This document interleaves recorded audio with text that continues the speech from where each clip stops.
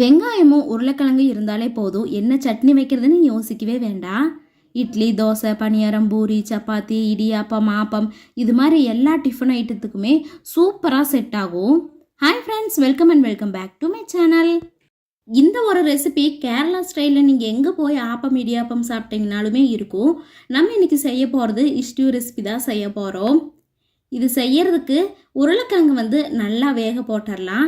நாங்கள் இன்றைக்கி குக்கரில் தான் வேக வச்சுருந்தோம். குக்கர்லேயே இருந்ததுன்னா ஒரு 5 விசில் விட்டு எடுத்திங்கன்னா நல்லா வெந்து வந்துடும். பெரிய கிழங்காக இருந்ததுன்னா 2 சேர்த்திக்கலாம். சின்ன கிழங்குங்கிறதுனால நாங்கள் 5 கிழங்கு சேர்த்திருக்கிறோம். இது 4 பேருக்கு தாராளமாக இருக்கும். இப்போ வேக வச்ச உருளைக்கிழங்கு எல்லாத்தையுமே நார்மல் வாட்டரில் சேர்த்தி நல்லா தோலையெல்லாம் உரிச்சு எடுத்துக்கலாம். இது தோலெல்லாம் உரிச்ச உடனேயே நல்லா ஸ்மாஷ் பண்ணிவிட்டு இது கூடயே தண்ணியும் சேர்த்து கலந்து வச்சிடலாம். ஃபஸ்ட்டு பார்த்தீங்கன்னா இந்த உருளைக்கிழங்கு ரெடி பண்ணி வச்சிட்டிங்கன்னா இனி வெஜிடபிள்ஸ் மட்டும் கட் பண்ணி சேர்த்துறது தான். இந்த ரெசிப்பியில் மெயின் இந்த உருளைக்கிழங்கு மட்டும்தான். பார்த்தீங்கன்னா ஃபுல்லாகவே நல்லா ஸ்மாஷ் பண்ணிவிட்டு தண்ணியும் சேர்த்து நல்லா கரைச்சி வச்சுக்கலாம். இதில் கொஞ்சம் கொஞ்சம் கட்டிகள் இருந்தாலும் பரவாயில்ல, சாப்பிடும்போது நல்லாயிருக்கும்.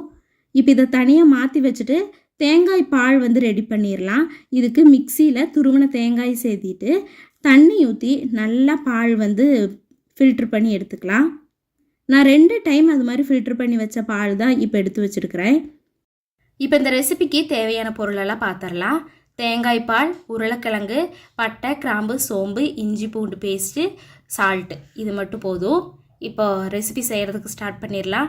நல்லா அகலமான ஒரு கடாயில் கொஞ்சமாக ஆயில் சேர்த்திட்டு சோம்பு, பட்டை, கிராம்பு சேர்த்திக்கலாம். இது நல்லா பொரிஞ்சு வந்த உடனேயே கட் பண்ணி வச்சுருக்கிற வெங்காயம், பச்சை மிளகாய் சேர்த்திட்டு இது வதங்குற அளவு உப்பும் சேர்த்தி நல்லா கண்ணாடி பதம் வர அளவு வதக்கி எடுத்துக்கலாம்.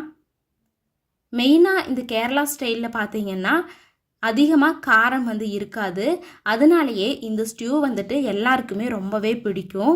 இப்போ உப்பும் சேர்த்திட்டு நல்லா வதங்கின உடனே இஞ்சி பூண்டு பேஸ்ட்டும் சேர்த்திட்டு நல்லா வதக்கிடலாம். இஞ்சி பூண்டு ரொம்ப நைஸாக இருக்கணும்னு தேவையில்லை. ஒன்றும் பாதியமாக தட்டிட்டு நம்ம சேர்த்தனோம்னாலே போதும். இஞ்சி பூண்டு பச்சை வாசனை போகிற அளவு வதக்கிக்கலாம். இந்த ரெசிபி பார்த்தீங்கன்னா நம்ம நெய் சோறு செய்கிற மாதிரியே தான் இருக்கும். அந்த வாசமுமே ஒரு பிரியாணியோட வாசம் வரும். அதில் சேர்த்திருக்கிற எல்லா பொருளுமே நம்ம இதில் சேர்த்துறனால அந்த பிரியாணியோட வாசம் வரும். அதனால் குழந்தைங்களுக்கெல்லாம் ரொம்பவே பிடிக்கும். காரம் அதிகமாக இருக்காது. அதனால் குழந்தைங்கள்லேருந்து எல்லாருமே சாப்பிடலாம். இப்போ நல்லா வதங்கின உடனே நம்ம கரைச்சி வச்சுருக்கிற உருளைக்கிழங்கையும் இதில் சேர்த்திட்டு நல்லா இதை கொதிக்க வச்சிடலாம். இந்த ரெசிபி சட்டுன்னு செஞ்சிடலாம். நம்ம எதுவுமே யோசிக்க வேண்டாம். சட்டுன்னு ஒரு 5 மினிட்ஸ்லேயே இதையெல்லாம் ரெடி பண்ணி வச்சுட்டு குக் பண்ணி எடுத்துடலாம். நம்ம கிச்சனில் ரொம்ப நேரம் நிற்கணும், ஒர்க் நிறைய அப்படின்னாலும் நினச்சிட்டு இருந்தோம்னா இந்த ஒரு ரெசிபி செஞ்சிட்டோம்னாலே போதும். இப்போ உருளைக்கிழங்கு நல்லா கொதிச்சு உடனே நம்ம ரெடி பண்ணி வச்சுருக்கிற தேங்காய் பால் மிக்ஸையும் இதில் சேர்த்திட்டு நல்லா கொதிக்க விட்டுடலாம். இப்போ பார்த்தீங்கன்னா தேங்காய் பால் சேர்த்தன உடனே சிம்மிலேயே தான் வச்சு கொதிக்க விடணும். எப்போவுமே தேங்காய் பாலை மிதமான சூட்டில் தான் கொதிக்க விடணும். அப்போ தான் டேஸ்ட் நல்லாயிருக்கும். ஒரு 5 மினிட்ஸ்லேயே ரெடி பண்ணிடலாம். மறக்காமல் ட்ரை பண்ணி பாருங்கள். வீடியோ பிடிச்சிருந்தனா லைக் பண்ணி சப்ஸ்கிரைப் பண்ணிக்கோங்க. தேங்க்ஸ் ஃபார் வாட்சிங். Bye bye.